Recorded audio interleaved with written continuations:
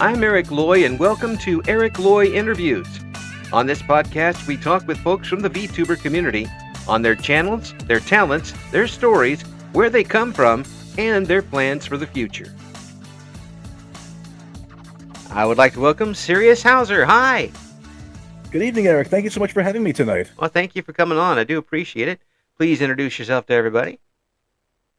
Well, my name is Sirius Hauser. I'm a Pyromancer VTuber, and I've been doing this for about 2 years now, and it's been quite a ride, to say the least. Well, you've seen some ups and downs and some trends and bad trends and good trends. Certainly. So why did you get started in the first place? That's a bit of a long story, though, but way back when, I want to say around the 2010s or so, I had a friend of mine when we were back in college or so. He was introducing me to VTubers. We're talking like the OG day of people like Kizuno Ai and Kaguya Luna, stuff like that. And I thought to myself, this looks kind of cool.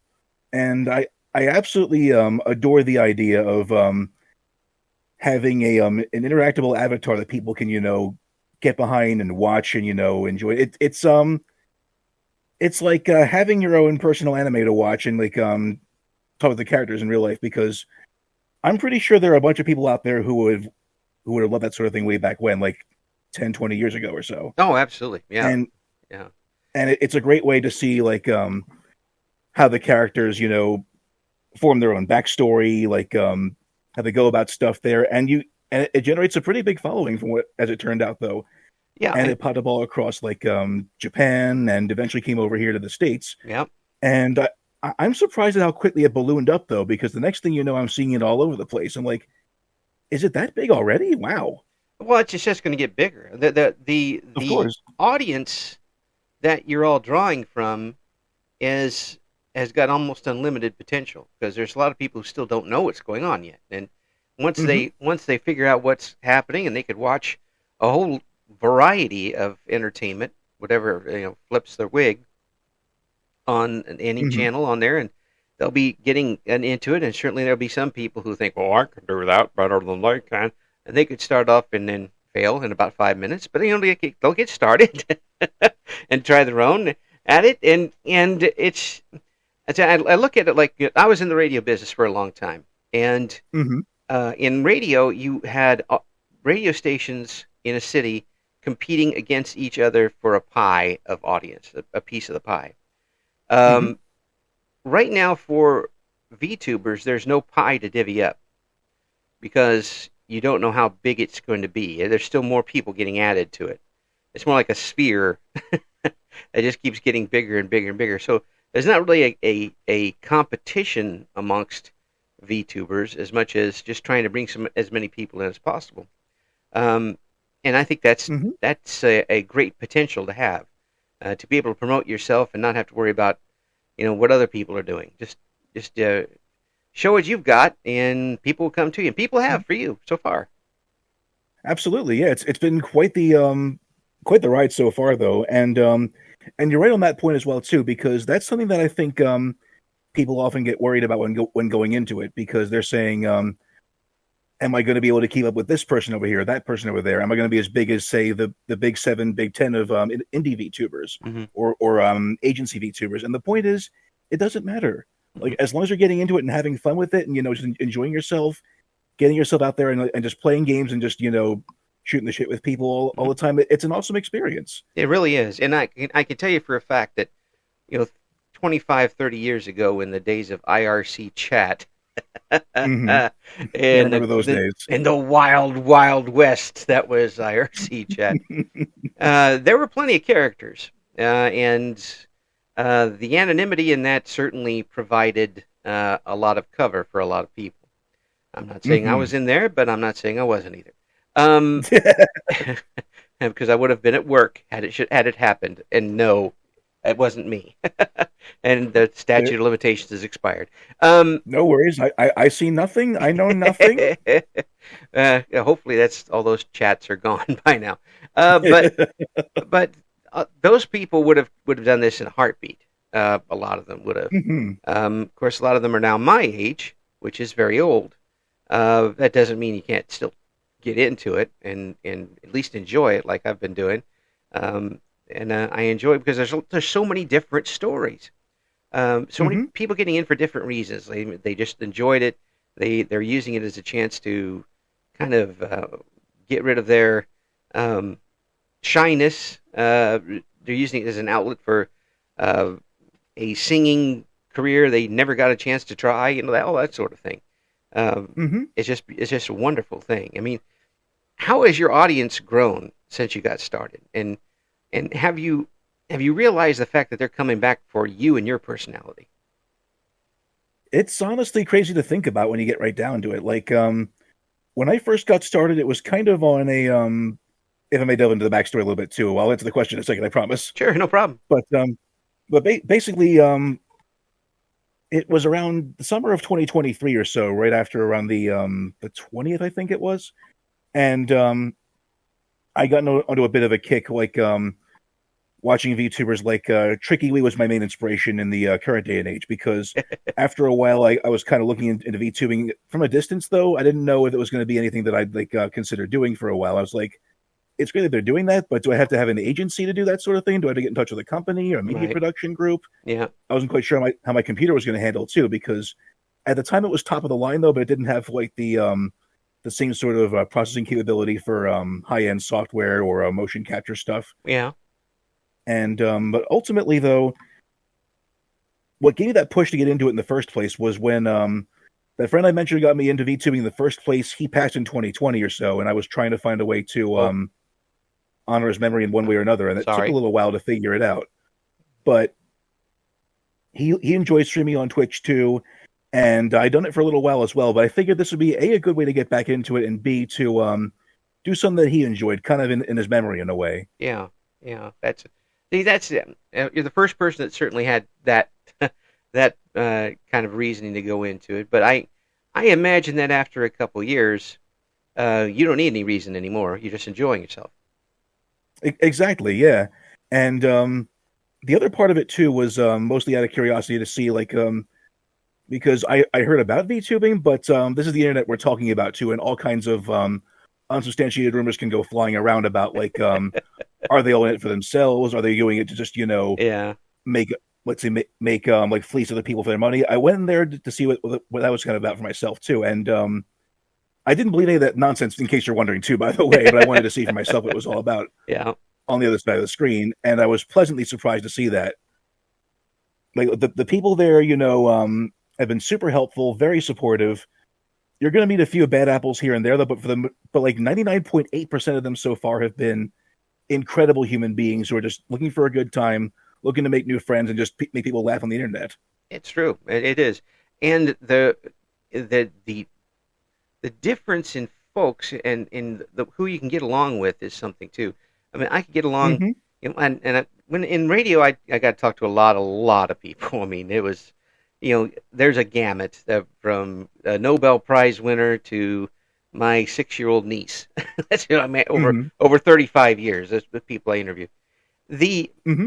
Here you get that same kind of gamut in a way, because there could be people who have 2,000 plus followers and multi-hundred people following them when they're on, or they have people who just get started and just stream 2 times, and they all have the same type of interesting background and want tos and what they want to do with their channel, and you don't have to be Hololive's #1 streamer to be enjoying yourself. You could be somebody who comes on 2 hours a week and has a PNG model and has a couple people show up and you're enjoying yourself. That's just, exactly. That's amazing. It really is.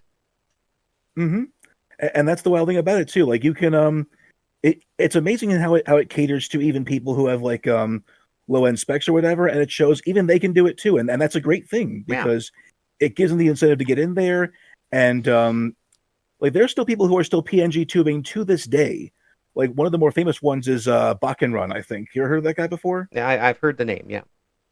Yeah, he's one of the most prominent PNG tubers around there today, and he's still got a massive following. Yeah. And more power to him for doing that. And it's further proof that despite what the naysayers are saying about PNG tubers aren't VTubers, they are VTubers. Stop that. Don't ever say that about PNG tubers. Yeah, I still haven't found anybody who actually says that, but if they do, they're pretty ridiculous. It's just Yeah, they're totally full of it, pure and simple. But there's no reason to be splintering things off like that. Exactly. We're all part of the community here. There's no need to stir stuff up between each other. It's like just there's already enough trouble in the world as it is. Why go borrowing trouble where we come to have fun? Yeah, that's true. It's one of the reasons I'm here. I don't want anything to do with it.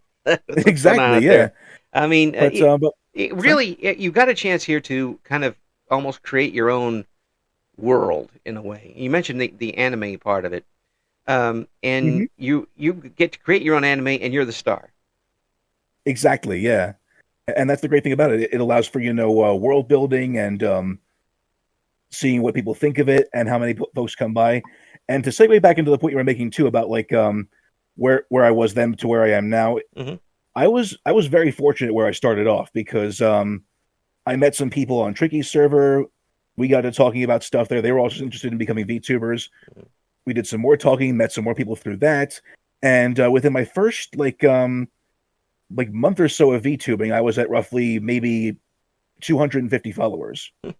Which is very rare for somebody starting out with this PNG model. Yeah. Like I was just like I was basically an old guy going on Twitch and doing his own thing with a PNG model, playing old Mega Man games. Yeah. Well, I mean, it's the personality that brings it back. Exactly. Yeah. You could have 10 people on, be rated by 1,000 people, fall over and faint when you see that number go up. But 5 minutes later, if you're back down to 9 people, that was a blip, and they're coming back. If you get 20 people coming back to see you again, and then 10 people next time, that's where you've drawn them in. You can bait your hook, but you still got to pull them in and keep them after you do something like that. It's marketing, folks. Exactly, and that can be one of the hardest parts of. Sorry. I hate to use the term because it reminds me so much of radio, but really, it is marketing in a way, and it is different than any other medium. This is. It absolutely is, and yeah, the hardest part about it is definitely making sure that they come back because you don't want to keep doing the same thing over and over again, and you got to keep it fresh. You got to figure out what people are into. And but at the same time, you got to find something you also enjoy. It's a very delicate balancing act when you get right down to it. It is, and you see folks who are able to say start off a game that they don't know anything about. They get into it, and it's just it's a cheese sandwich of a game that you have to use a cheese sandwich to control. and you just go through it and you have fun with what you can do, and it's just a slapstick comedy of a stream. But don't go back to it. I'm not going to lie to you. I would kill for a cheese sandwich game right about now, like in the same vein as I Am Bread or something. Yeah, that would be hilarious. that would be hilarious. But I mean, don't go back to it and do it again. I mean, if you really don't like something and you're not getting along with it, the audience is going to know.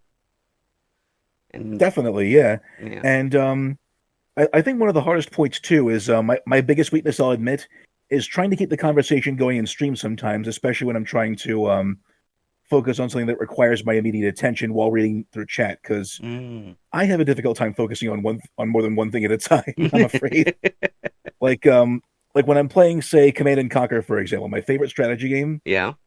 And you have to be on your toes when you're playing on the harder settings, because the next thing you know, if you blink for a second, you'll have a whole army breathing on your neck and just chewing your entire base to shreds.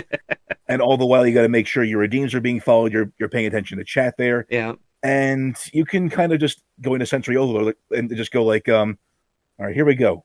We got this. We got this. We're going. Hey, how's it going tonight? We got this. Keep it going. Keep it coming.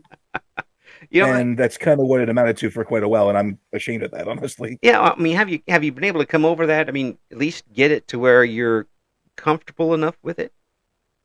It's a bit of a process. I'm still working on it here and there. I think part of it is also making sure that I'm able to, get prepared ahead of time, like have a good night's rest and get my exercise in for the day and whatnot. Exercise. I've heard of that. I'm pretty sure we all have. We hear about it. We also got to make sure we actually, Oh.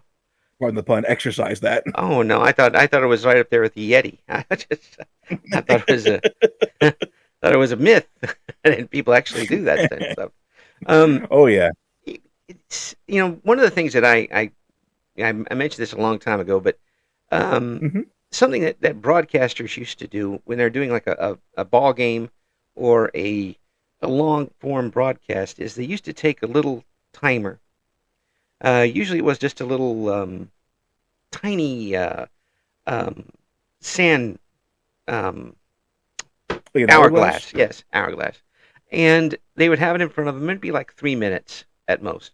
And they'd have it in front of them, and when they looked and saw that hourglass was out, they'd come back and give the score of the game and let everybody listening know exactly what was going on. It served as a reminder. When that hourglass is done, then it's time for you to come on and say something to keep the crowd involved in it. Turn the hourglass over, and then 3 minutes later, you come back and do the same thing. I don't know if VTubers could use that or not, but in some of these games, like you said, in Command and Conquer on Full Blast, you might need something like that just to, throw something out there and say, "Oh yeah, we're playing Command and Conquer, and I can't talk." I mean, that's definitely a good idea, especially when you're like laser focused on something that requires like absolute precision. Oh yeah. But I think one of the ways that I've alleviated some of that, I don't want to say dead air because I'm not like totally quiet though. I'm still trying to keep things going, mind you. But I try to like narrate my strategy, what I'm planning, where things are going, what I'm going to be doing, etc., and so on. Mm-hmm. Well, that's good. I mean, that keeps, as long as you don't have a whole lot of dead space, because sometimes it kind of works depending on the game that you got going and depending on your audience, because your audience has a personality too, in a group personality. Absolutely. So, what do you think your group personality is for your audience? Let's see. I mean this with all the love in all the world, and they know it too. They are the most wonderful bunch of gremlins imaginable. They love to cause chaos for me whenever we're on, because I have a redeem where I have they'll either throw slime at me or make me eat one of these Bean Boozled jelly beans, the Fiery Five challenge. Oh no. And what else? They'll let me take my glasses off. I'll have to do a voice impression like just for instance, "Oh my God, Colonel, they're surrounding me over here at the base. We got to push him back now." Like a David Hayter impression, for instance, or something like that. Yeah. Well, that's good. I mean, it's at least except for the Bean Boozled one, which I will never do. For one thing, I can't do the sugar. Secondly, my grandson does that to himself, and he always loses. Oh no!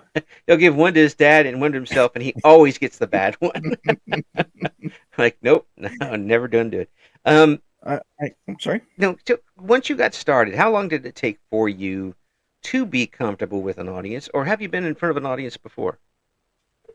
I've been in front of audiences in different settings before too, and at an early age. Like I used to be in community theater when I was a kid, so I did a number of shows growing up, and then got back to it when I was older.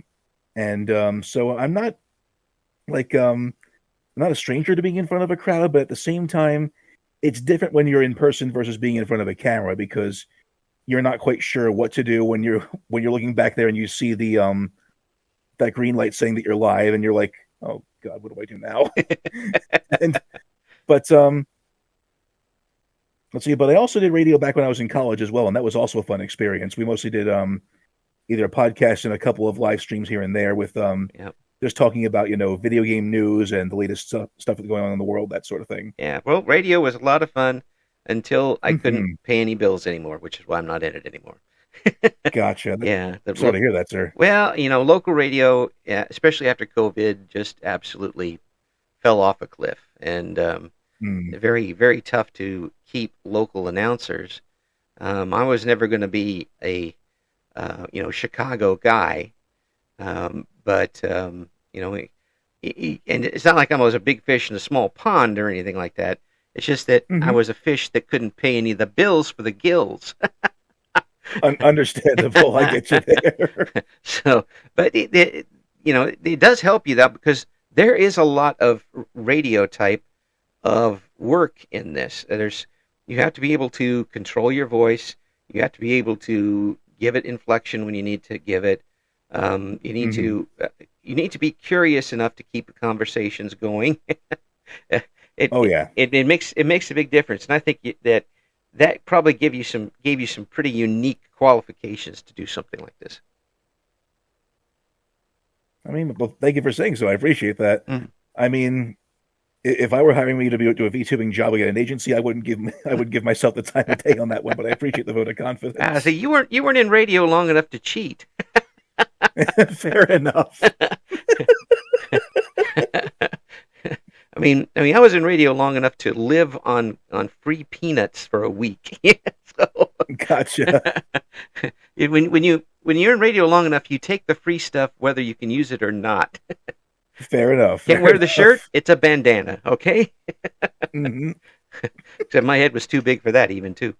So now that you're in, is there any type of stream that you haven't done yet that you'd really like to try? Trying to think. There's a couple that I've done before, like let's see. I'd love to try and do an art stream at some point when I feel confident in being able to draw on a on the screen or whatever in front of people. Oh, yeah, because I can draw stuff, but I'm also very rusty at it. I haven't drawn on paper in I want to say a few weeks now at this point, but I used to draw like full body anime characters back when I was still in college as a GD student, like graphic design. Dang. That's pretty good. I'm very rusty at this point, so I got to get back into that groove. Well, I'd love to do a drawing stream at some point, though. Yeah. There's a lot of things to be said for these types of streams because that you can almost classify that as an ASMR type of stream, but it's also a chance to kind of use it as a talking and sitting down and talking with folks, because as you're doing the art, your defenses are down and their defenses are down, and you kind of you can communicate at a different level. Absolutely. And I think the closest thing I've done to an art stream in particular was when I was doing what was it? I've done a couple of Lego hand cam streams before too, when I was building some of the holiday sets or the revamped Space Explorer, that sort of thing. Oh, cool, yeah, that sort of thing. It does for people to come in and stay with you through that. I hope that VTubers realize what that means. I mean, they trust you enough to leave you there and absolutely have you on the background. That means a lot when they don't even know your real name. Exactly, and that's the great thing about it too. We're a community in our own way. Whether we know each other or not in person doesn't really matter. It's like we're just here having fun together, just all wanting the same thing, having a great time on a after a busy day, or maybe you had a pretty rough week and you just want to come in there and just unwind for a while. Oh yeah, that's what we're here for. Yeah, absolutely. If the rest of the week's been a pile of politics, the type that you clean out with the litter box. Oh yeah. You want to come back and find a place where you can just kind of settle in, and you don't have to be super active in it. You don't have to be active at all. Just come in and enjoy somebody else doing something and be along for the ride. Precisely, yeah. We're in a way, VTubers are kind of like the Cheers of the internet, so to speak. Mm-hmm. You go in there, you hang out, and everybody knows your name. You know what I'm saying? Yeah. And everybody knows the name that you're using anyway. Precisely, yeah. If they know your name, then we got some troubles going on. Well, everybody knows your screen name. Yes. I see. As far I've done. We're nearing about 470 interviews now, which is pretty crazy. But on those interviews, on that too. Well, thank you. It's been too much fun. But so far, the only actual name that's been on it is mine, which is pretty hilarious when you think about it. I've interviewed all these people, and I don't know any of their names. And that's the crazy thing about it too. But the thing is, though, what matters is that at the end of it all, we're just real people living our lives, making things fun for people, and just trying to make things a little less dreary in life. Oh yeah, and you get a chance here with it to kind of expand and do what share with other people what you like to do. It doesn't happen very often. Depending on where you're at in your circumstances, maybe you're in a not a 9-to-5 job, but a 8 to 7 job during the week, and it's hustle and bustle and this and that and the other thing. You don't have time to do anything. But here you got a chance for 2 hours to spend, and you can do an art stream and just kind of relax and enjoy yourself with other people and hang out and not have to leave the home and worry about where you're going to go and stuff. It there. I hope that can continue for people. Absolutely. Yeah, it's too valuable at this point for a lot of folks. It absolutely is. Yeah. Speaking of valuable, are you where you thought you would be after 2 years, or did you even think you were going to go 2 years? Honestly, I wasn't quite sure where I was going to go, to be honest with you, because I didn't even think I'd make it past the first few weeks or so. I didn't know where it was going to go. But honestly, I'm truly blessed to have the community that I have. It's like they're awesome all in their own ways. They've been supportive of me through the whole time. I've met some awesome people through them. And the fact that there's 500 plus people following now in the span of 2 years, that went beyond my wildest expectations, because I figured I'll do it for a little while longer, or maybe in about 5 years I'll hit maybe 200 or so. but the people I've been with, the people I've met, the community that we've all shared, it's been a dream, pure and simple. Mm-hmm. Some people would say you're not making it until you've hit about maybe 1,000 or so, or 5 million. It's like, no, the numbers don't matter. It's the people you got in your community. Yeah. Because you could have 1,000 followers or whatever, and they still but if they're not sticking around there at the end of the day, what's that mean in the end? Like, what are they? Yeah. What are you doing? And if you've cultivated something that's become toxic to you, just because it's there and you're not enjoying it and it's not good for anybody, is it worth keeping going? You may have made it numbers wise over some other people, but did you really create something that you really want to keep going at that point? Precisely, and that's the thing, though. Like, I don't think anybody becomes successful at something that they hate. I'm pretty sure almost nobody does. Like, unless they're very good at it, and they need to pay the bills, though. But it's like, I'm pretty sure nobody like genuinely becomes happy or successful with something they don't enjoy doing whatsoever. Mm-hmm. Yeah, but you got to have that, either a curiosity, if you're asking questions of people, you got to have the personality to keep folks engaged. Some people are better with smaller audiences to keep them engaged. Some folks like you mentioned, Tricky for example, she can keep a lot of people engaged at one time. I mean, for sure. There's some people who just are able to do that, and they're definitely one of them. And that's, maybe that's something you can't teach, or if you can, I haven't seen the book that teaches it. But everybody may have a ceiling, but as long as they're enjoying getting to that ceiling, what difference does it make? Exactly. Now, if you're betting, if you've taken out a third mortgage to do this, and thrown away your 6-figure job to do it, then we probably need to have a talk. But yeah, at that point, you'd probably need to stage an intervention. Yeah, actually, I just want that 6-figure job. What you left that job? I'll take that job. Yeah, right there with you on that one. Yeah.